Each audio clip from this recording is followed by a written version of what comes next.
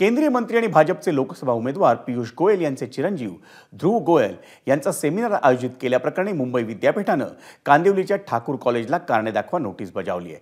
Thakur college प्रशासनानं विद्यार्थ्यांचं hall ticket जप्त करून त्यांना जबरदस्तीने या सेमिनारला बसवण्यात आलं होतं असा आरोप करण्यात आलाय। तसा व्हिडिओही समाज माध्यमांवर व्हायरल झाला होता।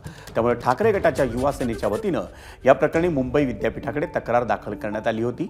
युवा सेना पदाधिकाऱ्यांनी मुंबई विद्यापीठाचे कुलगुरू रवींद्र कुलकर्णी यांची या प्रकरणात भेटही घेतली। त्या तक्रारीची दखल घेऊन मुंबई विद्यापीठानं ठाकूर कॉलेजच्या प्राचार्यांना कारणे दाखवा नोटीस बजावली आहे। परीक्षा कालावधीत राजकीय पक्षांसाठी पूरक प्रचार कार्य होत असल्याची तक्रार ही मुंबई विद्यापीठाला प्राप्त झाली असून याबाबत पुढील 3 दिवसात ठाकूर कॉलेजच्या प्राचार्यांकडून खुलासा मागवण्यात आला आहे।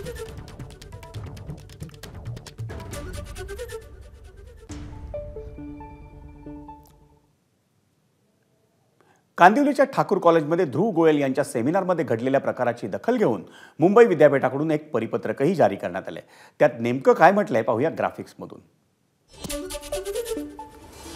मुंबई विद्यापीठाच्या महाविद्यालयांना सूचना, मतदार नोंदणी किंवा मतदान जनजागृती कार्यक्रमात राजकीय पक्षांशी संबंधित नेते आणि कार्यकर्ते यांचा सहभाग असणार नाही।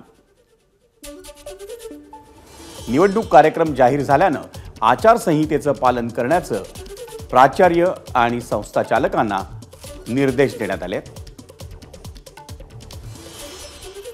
मतदार नोंदणी आणि मतदानासाठी जनजागृती करण्यासाठी आयोजित उपक्रमांमधून नियमांचं काटेकोर पालन करण्याच्या सूचनाही महाविद्यालयांना देण्यात आल्या।